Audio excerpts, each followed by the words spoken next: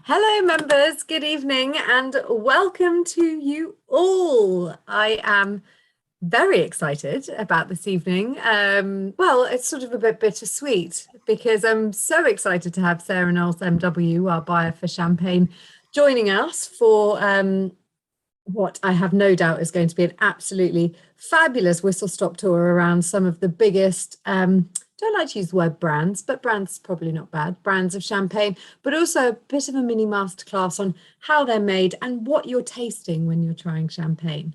So really excited about that. But the bittersweet part is that it's our last virtual event of the year, but it does seem appropriate that we can end on a high and toast a fun year of 2021 events and a even more exciting 2022 calendar. So tiny bit of housekeeping. I'm sure you all know by now, but if you are new, then hello. But please do pop any questions in the Q&A. Sarah's kindly offered to do a nice big Q&A for us at the end to answer all of your champagne needs or your sparkling wine needs, just in the gear up to Christmas and New Year. So thank you, Sarah, for that. Do let us know in the chat as well where you are and what you're drinking. Now, we have got Catherine, our lovely Santa's little helper, behind the scenes tonight. So if you have any technical problems, pop them in the chat. But if you can, click on Tastings Team and address them to Catherine directly. That way she'll be able to answer them. And if all of that was too much, then she is still going to be keeping an eye on the Tastings email, which is tastings@thewinesociety.com. So if you have any problems at all, Catherine will be there to help you. Now, I did send an email to each and every one of you with the lineup for the champagnes this evening. To give you a quick reminder, Sarah's going to talk about Gosset, Boizel and Alfred Gratien. If you have got other champagnes, please do not worry. And I strongly encourage you to sip along. Sarah will be doing a little bit of a tasting, but there's some chat about flavours in champagne first. So by all means, don't wait for the tasting to start. If you have all three, then why not start with the Gosset, because that will be the one that you are going to be tasting first of all when the tasting comes. But otherwise, if it's cold and it's fizzy, then we strongly approve, don't we, Sarah? So cheers. Cheers, Anna. It's lovely to be with you. I should apologise to those members, of course, who haven't seen me on one of these before, that I live very close to 6 train lines running through London Bridge. And so apologies in advance for the background noise. Champagne, what a lovely topic to be talking about. And I really want to talk about house styles of champagne, because I think when I first started buying the category for the Wine Society, I really started identifying that you can see classic houses styles repeating year on year. And I think this is especially true for the non-vintage category, which is, of course, a huge amount of what champagne is actually about. So champagne classically makes non-vintage and vintage wines, but only makes vintage wines in good years. And non-vintage really accounts for about 80 to 90% of all sales of all champagne globally. So non-vintage is really the majority share for the champagne story. And of course, what that really means, just as a very quick recap, is that it's a blend of multiple vintages in one bottle of wine. And that was done originally so that they could mitigate risk. So Champagne is a fairly northerly region for Europe. Although climate change means that the weather is getting better now, it actually has often struggled to ripen. And so Champagne has usually been picked very late, and they've had to blend across different vintages to blend out the slightly trickier ones. And it's a way of making sure that you end up with a product that is drinkable and delicious. It also, though, means that houses can focus on a house style. They're not looking at vintage variation. They're looking at creating a wine and a product that their consumers know and recognize and can buy year in, year out, and will always taste like the champagne they hope. Things like a Bollinger fan might always be a Bollinger fan and never drink Paul Roger, but somebody who is wedded to Paul Roger may never understand why anyone would drink anything else. And it's because those houses have their unique and very different styles of wine. So tonight I'm going to go through a few of the factors that impact, or at least that I think impact the style of wine the most, because it's an interesting region and an interesting process. Because I guess a lot of what impacts a champagne style is actually the winemaker. And so there are decisions that can be made by a house about what they're doing. We've got a few slides with a few pictures. So we might start pulling one of those up.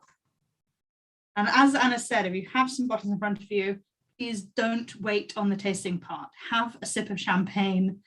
We all deserve it at the moment. I'm starting with the Gosset, and we will talk to the 3 champagnes that we've named later on, although I will be referencing lots of champagnes throughout. So the Champagne region. So I've put the map up here because I wanted to clarify that although the region of Champagne, you can see it outlined here in the sort of grey, sits just south of Paris. It actually is formed by multiple different valleys and regions. So the Montagne de Reims is mostly Pinot Noir. It's nearer to the city of Reims. Then the Côte de Blanc is just to the south of Épinay, and that's mostly planted with Chardonnay because it's got quite a chalk seam running through it. And then the Vallée du Marne, the blue section to the left, is where mostly the Pinot Meunier is planted. And it's sort of along the beautiful river slopes and the hills here. Further south, about a 3-hour drive further south, so quite a long way down, is the Côte de Bar. And the Côte de Bar is home to some of the really quite unique small grower champagnes, but also some of the core house champagnes and Grand Marques rely on small amounts of wine coming from the Côte de Bar to really add, I guess it's the sort of spice to a blend that they might be creating. What's interesting about, again, Champagne uniquely to other regions is that by and large, the houses have to buy grapes in. So most of them don't own enough land to make the amount of wine that they would like to make. For example, Port Roger have about 93 hectares, but that actually is only 50% of what they need. So they have to form a lot of relationships that are very long term to make sure that they are able to secure the grapes each year that they need. Bollinger similarly have about 60% or grow about 60% of their own grapes in their own vineyards, but actually buy from over 250 vine growers across Champagne to make up the remaining 40%. It's often these relationships that is the sort of bread and butter of a Grand Marque house. And actually I studied my MW and went on a wonderful trip to Champagne once, where the export manager at Moet told us that the real secret to being able to create a wine like Moet was these incredibly long-term relationships that they were pitching for. And that they were also prepared to pay more for the grapes. If you happen to own a hectare or half a hectare in Champagne, you can live quite well off the sale. The power very much rests with the growers. So if you were looking to sort of try different house styles that reflected regions within Champagne, you'd actually have to turn to the growers, because it's the growers that are going to have local vineyards in smaller sub-regions of Champagne to taste the difference there. And we actually did a little bit of this earlier in the year, where we tasted 3 different grower champagnes that focused on different grapes and from different regions. So one from the Vallée du Marne, one from Côte de Blanc, and one from the Montagne de Reims. So actually, with the big Champagne houses that we're looking at today, region, I would argue, which is normally foremost importance to determining styles of wine, isn't the biggest style definition or de facto here. It actually is something that you can blend across as a big house, a bit like you're blending across vintages, you can blend across regions.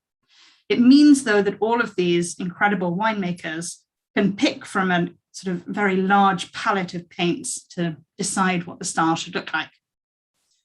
Moving on to grapes, though, there are 7 different grape varieties allowed within Champagne, but perhaps only 3 that we should really focus on here in terms of impacting style, because the others are much smaller quantity.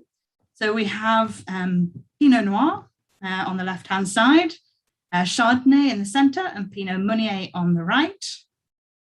And the three of these really do bring something different to the party. So Pinot Noir based wines, generally speaking, would be seen to be perhaps the more fruity, a little bit fuller. They would lead to wines that are quite mouth-filling, maybe structurally textural. They might have some tannins. It can also add quite a lot of aromatic sort of plum notes to a wine, even some sort of red berry and those sorts of Pinot-like flavors, unsurprisingly. Of course, the wine doesn't spend any time on the skins, which is what keeps it nice and white, a clear juice. But the Pinot Noir definitely adds quite a lot to Champagne. If you happen to be fans of Gosset or Boizel or Bollinger or Verve, Piper, Lanson, those are all houses that are Pinot heavy, as it were. Pinot Meunier is slightly less well represented in the sort of top tier of houses, and it's usually the sort of third proportioned grape. So there might be, 30-30, a slightly larger proportion of both of the other two grapes, and then a smaller proportion of Pinot Meunier. But a lot of people really feel that it brings great flavor to the center palate, and it really has a very soft fruit structure that makes a wine much more easy to enjoy, much broader, perhaps allows the wine to be enjoyed a little earlier. And actually, somewhere like Nicolas Florent has quite a lot of Pinot Meunier in the blend, whereas someone perhaps like Henriot, where they're focused on aging and getting their wine to quite a long aging potential, has much less Pinot Meunier in the blend. Chardonnay, as I said, mainly from the Côte Blanc within this region, is probably the grape variety that is most influenced by the winemaker once in the winery. So again, it can be put in oak more easily. It can have some lees stirring, all of those sorts of things. But it also tends to bring bright acidity, freshness, and a little bit more of those citrus flavors. So it's perhaps a little less showy than the Pinot Noir dominant wines, but a little bit more elegant. If you enjoy Henriot or Long Perrier or Alfred Gratien, they're all Chardonnay dominant wines. If you like Pol Roger, just as interest, it's exactly a third, a third, a third. So it's a nice wine to see the grapes really working together in harmony. So then I think one of the big impactors on house styles that winemakers can use is the first fermentation vessel. It's a little bit of a mouthful. But this is really talking to where you put your grapes to do the very first ferment. So in Champagne, all wines go through 2 fermentations. The first one tends to happen for the majority of houses in stainless steel. So this would include Moet and Boizel, Pol Roger, Louis Roederer, Taittinger, Dutz. All of those wines are being made, as you can see, Pol's vats there on the right-hand side, in stainless steel. It allows for very clean and fresh, controllable, temperature-controlled fermentation.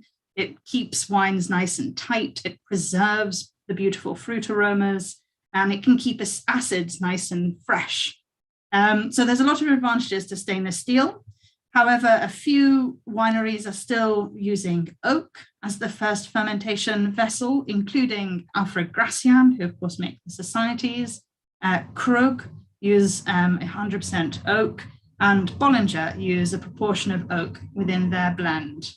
There are also quite a lot of grower champagnes that use oak, because oak, interestingly, is much easier to work with if you're working with less wine, because it's very difficult to move the wine from one tiny compartment, one tiny vessel to another, and to manage that number of small vessels through ferment and through all the various different stages of emptying and filling.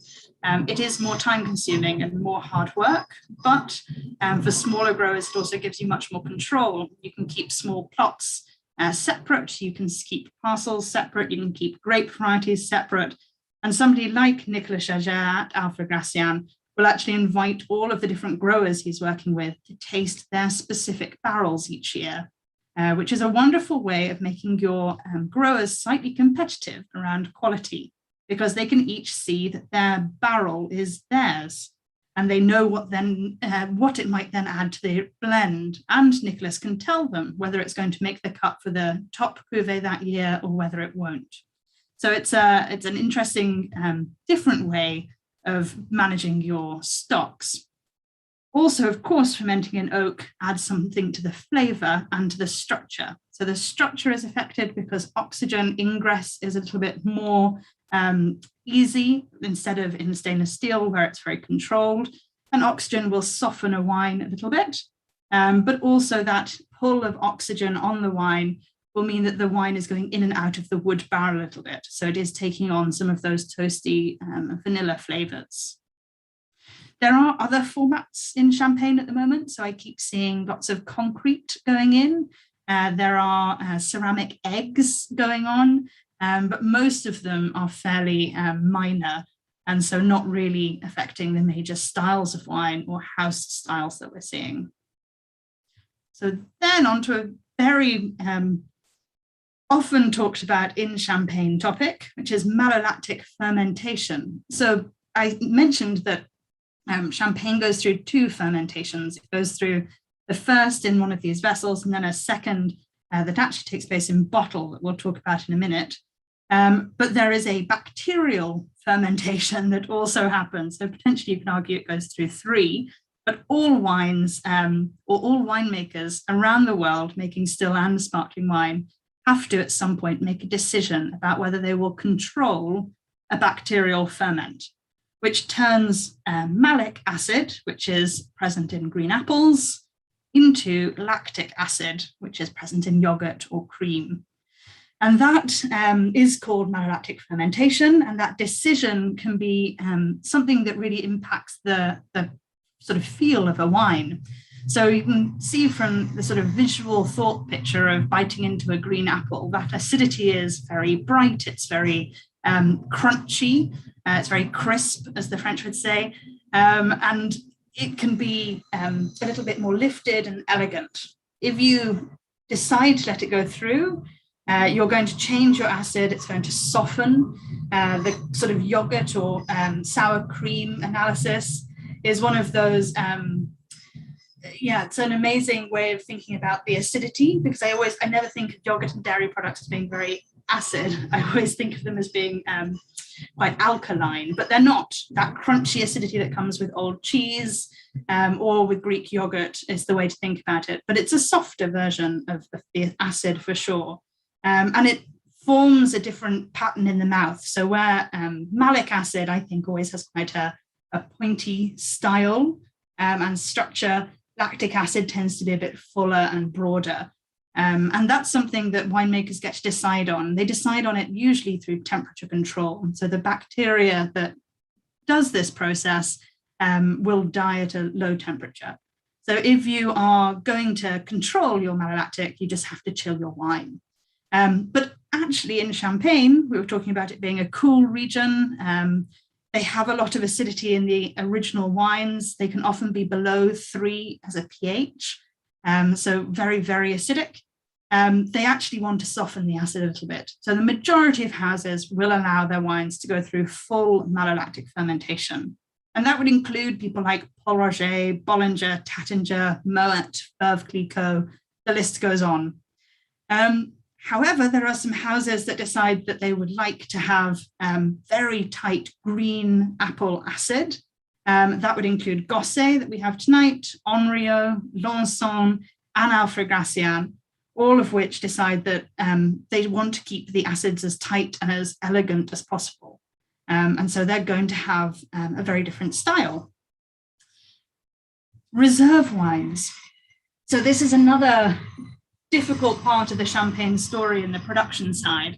So because it's a non-vintage, so far we've only been talking about the vintage proportion. So each year we call that the base vintage. So this year in 2021, as the grapes were picked, the wine will have been fermented in stainless steel or in oak barrels, as described. But before it goes to second fermentation, there is a blending process, which is when the reserve wine is added.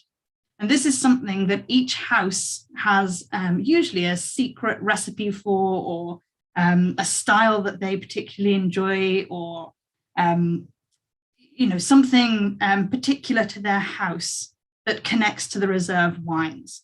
And the reserve wines can be stored vintage by vintage. So a house might keep back 20% each year in different vats, or in different foudres made from wood, or in barrel, or in bottle, all of those sorts of containers, which will then have their own impact. Or they may choose to blend all those wines. So put 20% of the fresh vintage into a vat that had last year's wine, the year before's wine, the year before that's wine, and who knows how far back it goes. And that's called a perpetual reserve, or a Solera system, or very similar to a Solera system. And perpetual reserves are definitely a buzzword at the moment. Louis Roederer are coming out with a new wine next year, which will replace their current non-vintage. And that will be from a perpetual reserve that they started 10 years ago. Alfred Gratien has a Solera tank, which they put wines in each year and create a sort of more complex wine to then use for their reserves. Onrio also have a perpetual reserve that goes back a very long time, that's important for them. However, lots of other houses hold their wines by vintage, ready for this reserve process, so that they would argue that although a perpetual reserve can add complexity, keeping the vintages separate means that they can pick more ably from different, for different reasons. So in a year where the fresh vintage is perhaps a little bit light in fruit flavors, they can go to a riper vintage that they have in reserve and use that to counterbalance. So there are lots of arguments for both ways of doing it. But somebody like Gosset would argue very clearly that their style is based on using the last 2 years worth of vintages and using that with the current vintage. So if the base wine is 2015, it will also include 2014 and 2013 in the blend to create that non-vintage. And they want it to be young to preserve that fresh fruit and the tension and the elegance. However, someone like Charles Heidsieck, their house style is much more based on the idea of having old reserve wines. So they make sure that their reserve wines have an average age of 10 years, so that it increases a bit more of that nutty brioche note that Charles has in abundance. How you keep those wines also, of course, impacts. So Bollinger are known for keeping their reserve wines in magnums, which means that the wine is aging at a faster rate because it's in a smaller vessel. It's also under cork, which tends to allow some ingress of oxygen. The magnums then also very time consuming and difficult to uncork and to blend at the time at which you're making your non-vintage blend for the year, but they swear that that is the best way to do it. Whereas somebody else, in fact, Laurent Perrier's Louis Roederer's previous non-vintage always used to have reserve wine from foudre, so from large oak barrels, which used to add some oaky notes, those vanilla and sweeter flavors that we associate with oak. So then, apologies for throwing all this information so quickly. I will get to questions. I can see the chat going on. But once we've gone through some of these, I will then try and make it more accessible by looking at each wine in turn. But the next sort of important part for me in the impacting a house wine style is the time that the house decide to leave the wines in cellar after their second fermentation. So we talked about the first fermentation, which is actually stopped by most wineries just before it's fully complete by temperature. And that will then be blended with reserve wines, and then it will be put into bottle. The bottle that you receive your wine in is the bottle that it ferments in the second time. And that wine We'll have some liquor added to have additional yeast and additional sugar, the food for the yeast. It'll have the cork put on, and it will go into the cellar. For the first few months, it will ferment. It will go through a second fermentation that will create the bubbles that have nowhere to escape, the CO2 as a byproduct of the yeast eating the sugar, creating alcohol and CO2. The natural bubbles will stay within the wine because it's under pressure and in a very solid container. However, the story doesn't stop there. At that point, the wine is left lying down, as you can see in the picture, on its lees. And we talk about the yeast cells that have died because they've eaten all the sugar available. They sit as a sludge on the bottom of a bottle of champagne. And that sludge is what starts to flavor a champagne over time. And the minimum amount of time for a wine to sit on its lees to become a champagne is 15 months. So there are champagnes out there which have only had 15 months.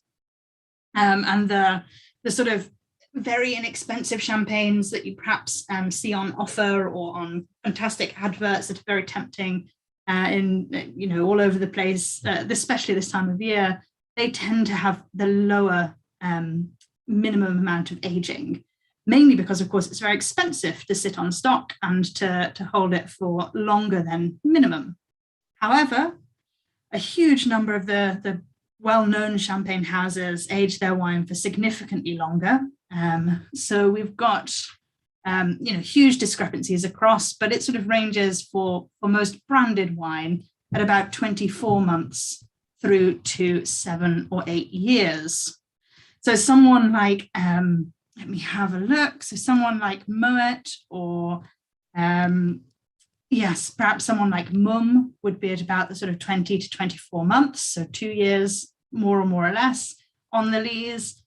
So the flavor of the wine is going to be slightly less biscuity and yeasty than perhaps those with longer. At the extreme, someone like Krug actually aged their wine on the lees for 72 months before release. Alfred Gratien are in the sort of 50 to 60 months before release, so over 4 years. Paul Roger are at 48 months. Laurent Perrier also 48.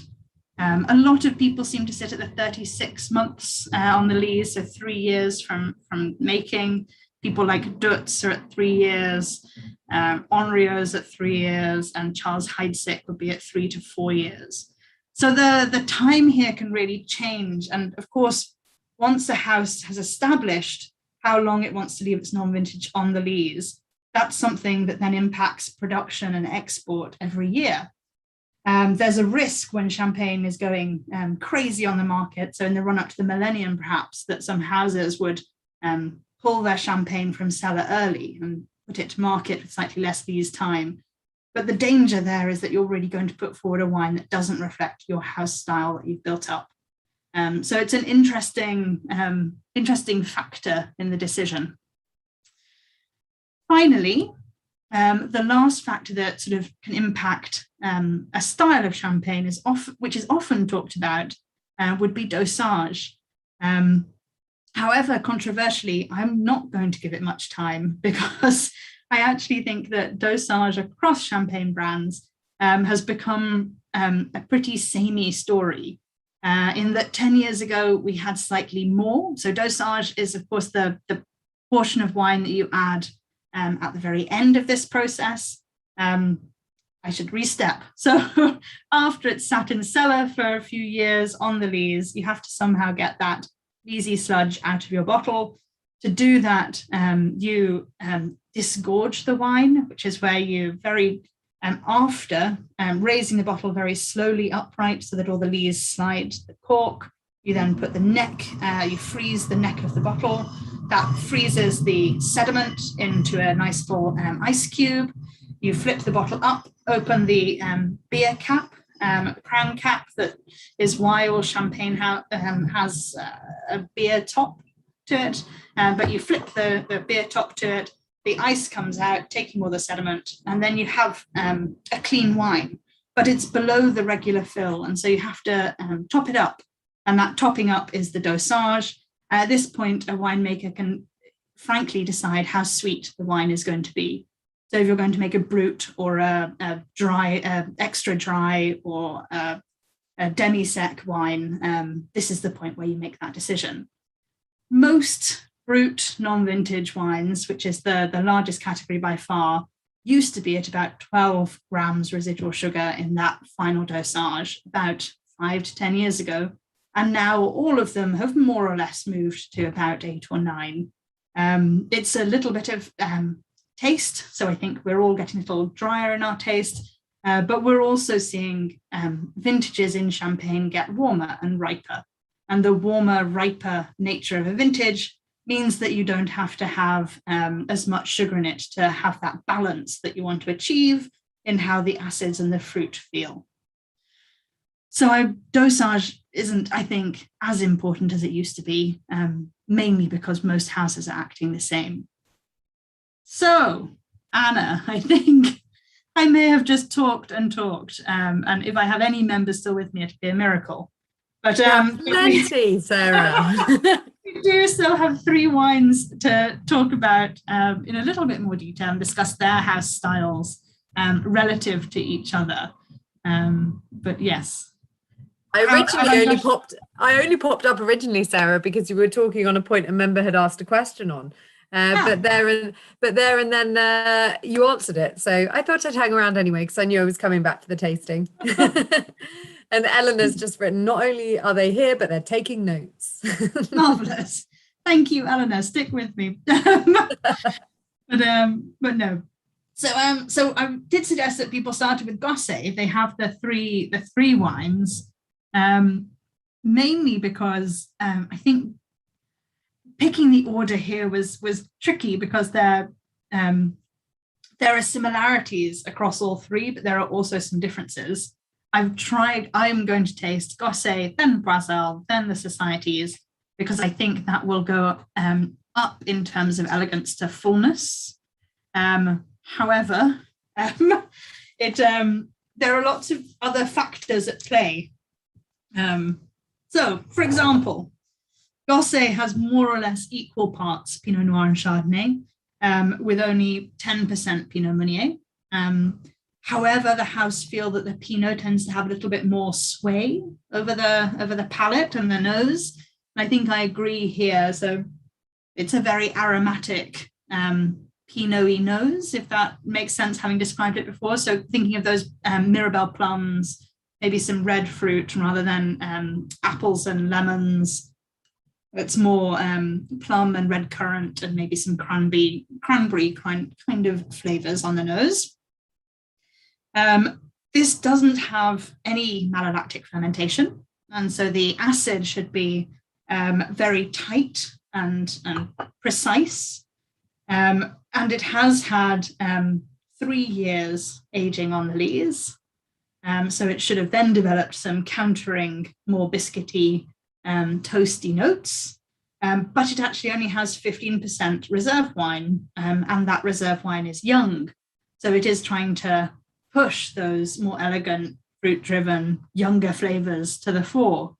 So I think that overall, it's a very elegant, fruit-focused house style, but with some depth of that longer aging that really rounds out the finish. But for me, Gosset is a very beautiful, kind of textbook, elegant champagne that is a perfect aperitif and works, brilliantly as a palate cleanser because of that incredible acidity that pulls the whole thing together. How's it tasting for you? Oh, lovely. It's sort of a refreshing champagne. I know that's a strange thing to say, but it's really sort of light is the wrong word, because that could be, I suppose, seen as a little bit of an insult for a complex champagne like this, but it is sort of vibrant. Yeah. And I have a question, Sarah. You mentioned there's no malolactic. Should you be able to smell, I suppose, the absence of malolactic or fermentation? So can you smell malolactic when it's there in the glass? I think you can on some wines. I don't think champagne? you do on champagne. So I think there are other flavors at play with Champagne that are too close to them, to a flavor that I would associate with a lactic wine, because of the yeast and the lees. So actually leesy flavors and oak flavors can be quite similar to those of a lactic flavor. For me, the most obvious wine that you can see lactic flavors on if people want to try and taste it is New World unoaked Chardonnay. Because if it's an unoaked Chardonnay from, say, California or somewhere warm in the New World, so it could actually be warm southern of France or warm California, warm Australia, it's going to have some buttery notes on the nose.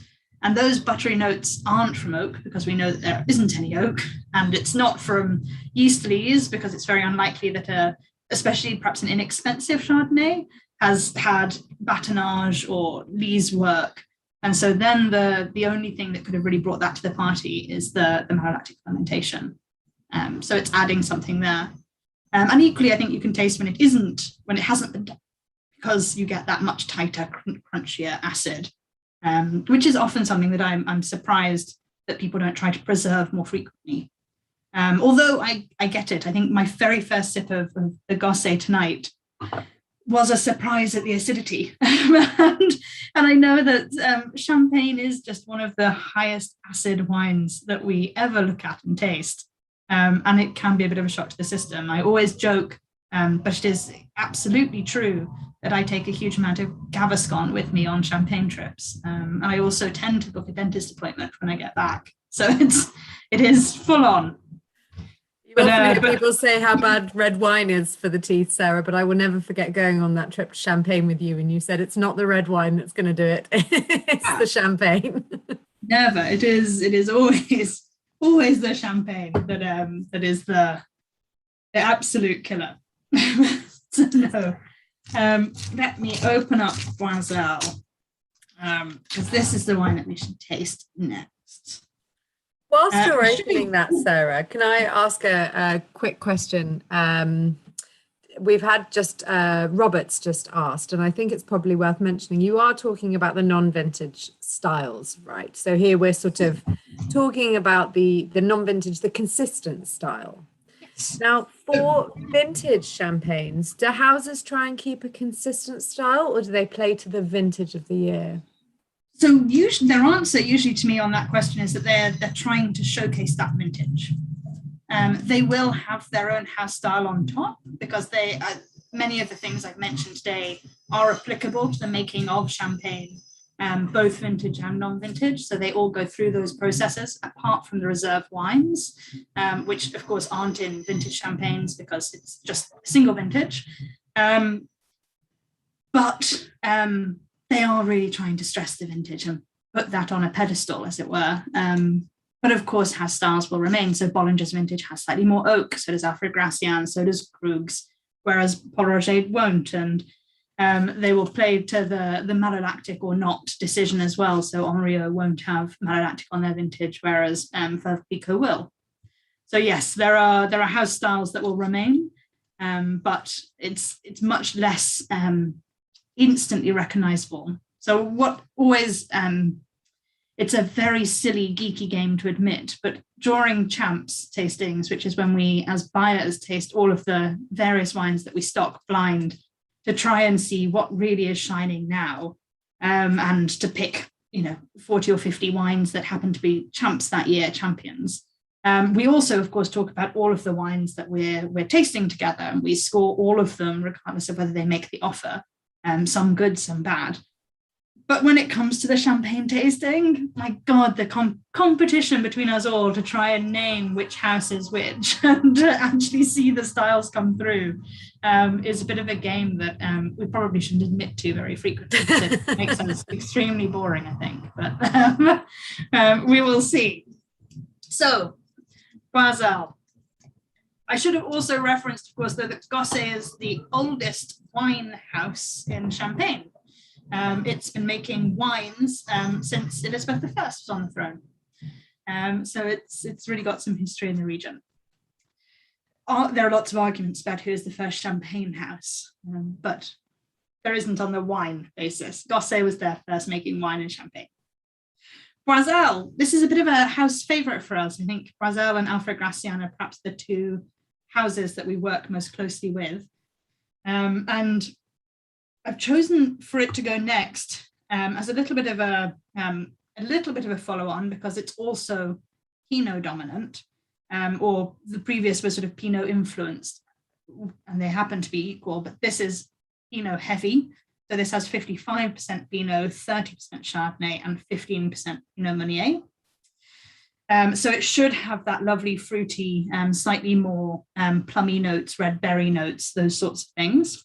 It's also gone through full malolactic, so it should be slightly softer than the last wine and a little bit rounder than the last wine. But it has higher percentage of reserves. And so again, it's sort of building that complexity, the Pinot dominant, full malolactic, 30% reserve wines. And then it gets 36 months on the lees. So this is quite a toasty, full champagne, of course, though, without any oak. So that's the part that they have currently left out, although Boizel are experimenting with large oak formats for some of their vintage wines, for example.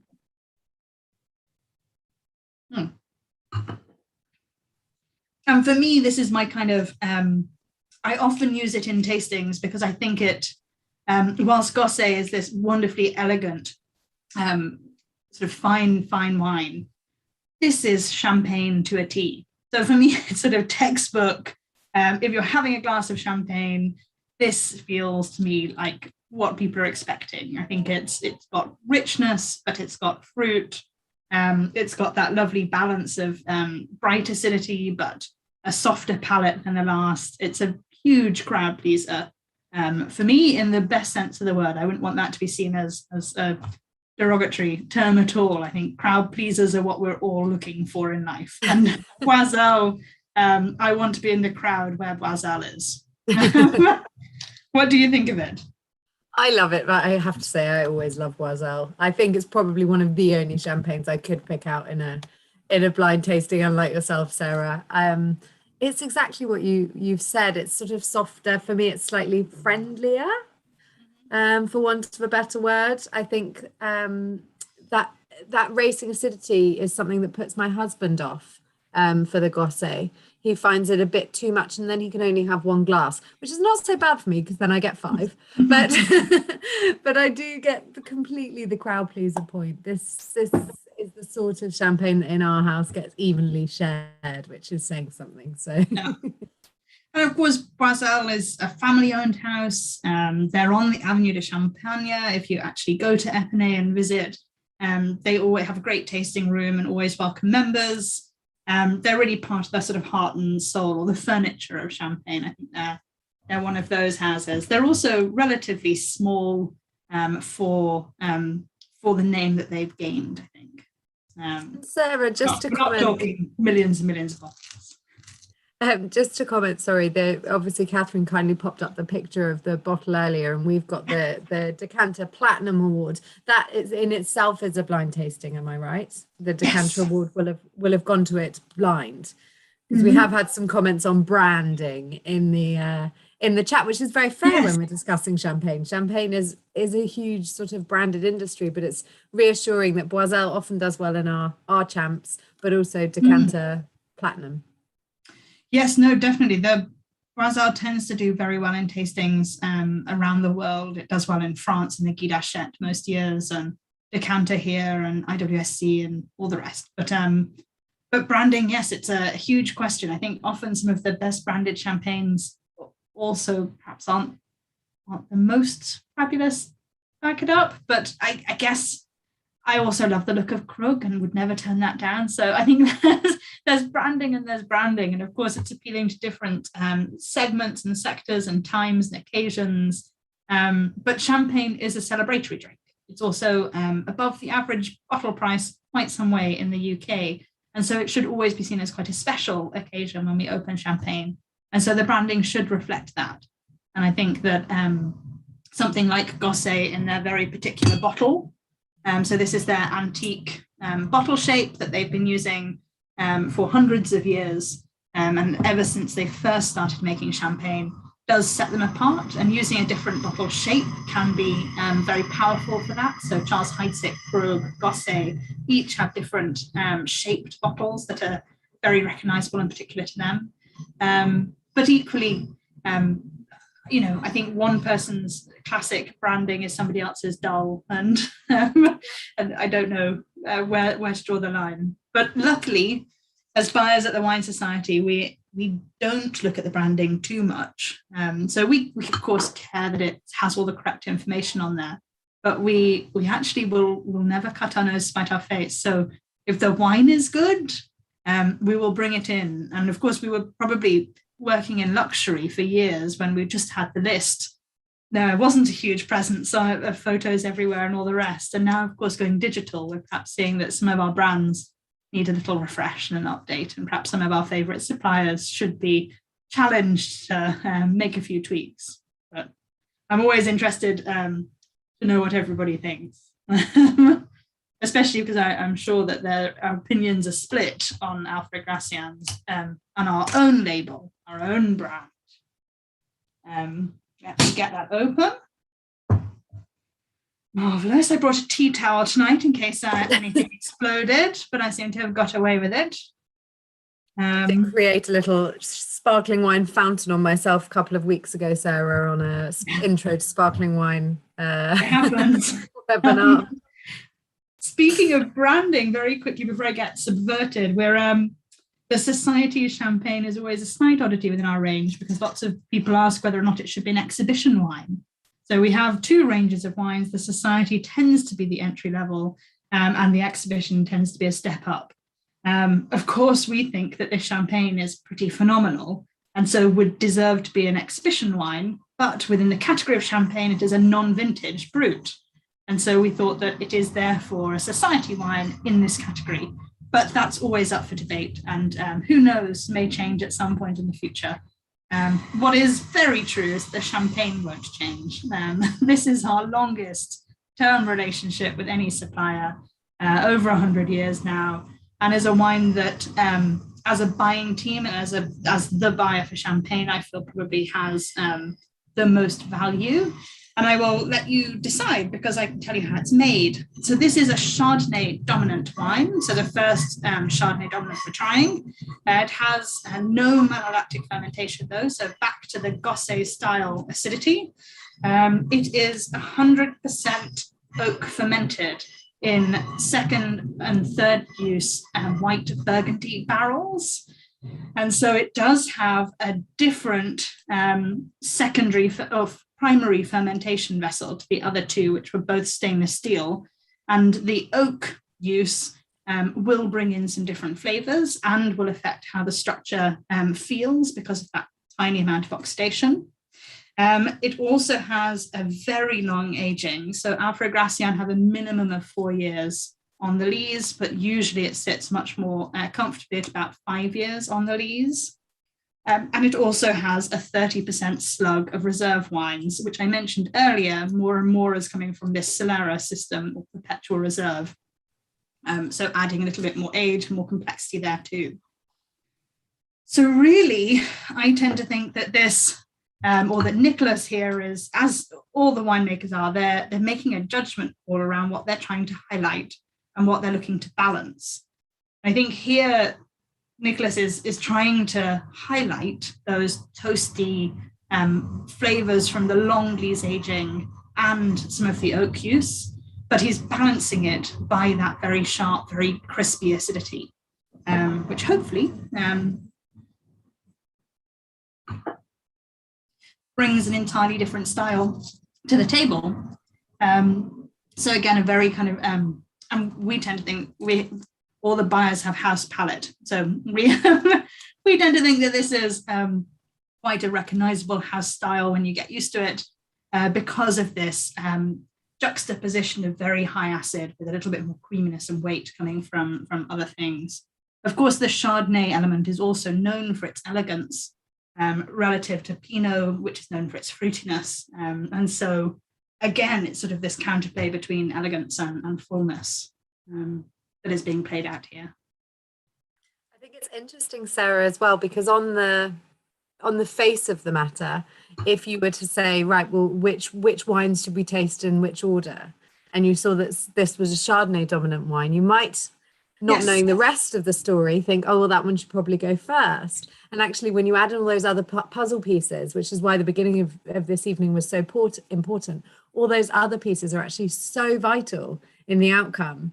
You know, this is the richest, this is the toastiest, so. this is the sort of broadest almost. Yeah, and we often, of course, perhaps tongue-in-cheek, suggest that Alfred Gratien is, or the Society of Champagne, is quite similarly made to Krug, which of course is in a different price category, but has a great reputation. And it is in lots of ways. It does have full barrel aging. It does have longer on the lees, although Krug goes on for another year or two on the lees. But actually the grapes swap over. So Krug is a Pinot dominant wine, and Alfred Gratien is a Chardonnay dominant wine. So the nuances do play out and do matter, and they have history in the house's styles.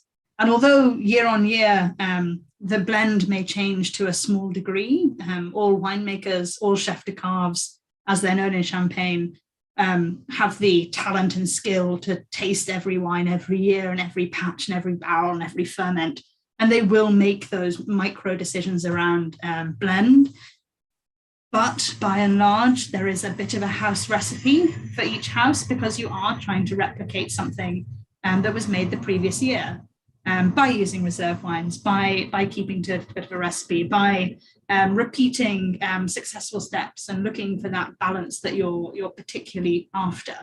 I would argue that all three of these wines are of a very similar quality level, but they are undoubtedly quite different, and they may lend themselves to different times when you're drinking champagne, or to different palates, depending on what you happen to enjoy most. It's been a fabulous selection. Thank you so much, Sarah. And I know for those of you who bought Bolly originally, I think there was only sort of a small handful of you, but just to give a small bit of context, where does Bollinger fit in the picture? Yeah, so Bollinger, like Boizel, is Pinot Noir heavy, so it's about 60% Pinot Noir usually, and that is part of its house sort of DNA. They talk to the Pinot Noir that they have themselves within their own vineyards, and they're based in Ailly, which is very well known for its Pinot Noir.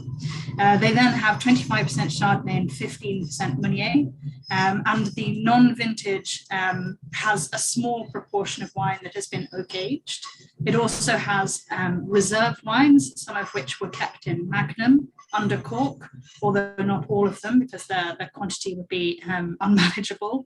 It goes through full malolactic fermentation, and it actually has 50% of those reserve wines in the blend. So it goes for quite a rich style. It's got the small amount of oak influence, the Pinot, fruity, fuller, dominant grape variety, 50% reserve wines, some of which have been in oak and in Magnum. So it is quite building to be quite a full sort of style of wine. But then it actually has 24 months, more or less, average aging on lees. So it pulls back a little bit on the lees to retain that balance in the style. But again, Bollinger is a fantastic house that we've enjoyed working with for years. So a great wine. If you're tasting that instead, I don't think it's a bad evening all round. Yeah, you weren't hard done by. But buy a bottle of Gosset, try it. They are chalk and cheese styles. So if one was to do a tasting of the sort of Gosset versus Bollinger, there would be a huge difference in the room. Thank you so much, Sarah. We have got a few questions, and I'll just ask a couple of sort of more serious ones, but then we've got some really good top tips questions for people who are moving into their festive period, which would be lovely to cover as well. I hope you don't mind. I'm going to geek out really, really big time on the first one. We've been asked about the different clones that are used in Champagne versus Burgundy, in particular with reference to Pinot Noir. So would you be able to just talk a little bit about the grapes and if they're different to Burgundy, and if so, why? Yeah, probably not with the level of geekiness that you're after at the moment, Anna, It's Tuesday and we're drinking fizzy wine. We don't need to really geek out, but they are different, am I right? Pinot is the world over. Pinot people, winemakers, drinkers, obsess over clones, and it's perhaps one of those wines that is easier to see clonal differences and clonal variations, because in itself, Pinot is very difficult to grow. So all Pinot is tricky to grow in your vineyard. It's always very thin-skinned. It suffers from disease. It needs very particular climatic conditions and soil conditions and all the rest. And so people obsess over certain clones doing better or worse in different regions and then trying to propagate it and to see whether or not they should have more of one clone or whether actually they should share the risk and have lots of different clones of Pinot in one vineyard because some might survive better in certain climatic conditions than others, or all the rest. And yes, the clones of Pinot Noir in Champagne are not all the same, although there is some crossover with the clones of Pinot Noir in Burgundy. And it's why I think some of the still red wines that are coming out of Champagne are not as successful, because that's not the clones that Champagne winemakers or viticulturists have focused on, because that's not what they're trying to make. They're trying to make sparkling wine with high acidity and a different style and a different structure, something that can be picked earlier, something that can retain fruit and develop fruit flavors earlier, and be useful in a sparkling wine blend. But they are different, although there will be some crossover too, because very many vineyards across Burgundy and Champagne are still getting to the level where we're actually identifying which clones are where. Lovely, thank you. Yeah, they're very different reasons to grow those grapes, I imagine. So we have a couple of others, but I am quite keen to move on. Like I said, it's our last event of the year, and you have filled us with information, Sarah. So I'm going to go for one more geeky and then a couple of fun, if it's all right. But Neil Fraser has asked, with more and more champagne houses numbering their brut champagnes, do you think this has more to do with marketing? So starting with Jackerson, Krug has started, now Roderer, this sort of trend to number the bottles. Yes and no.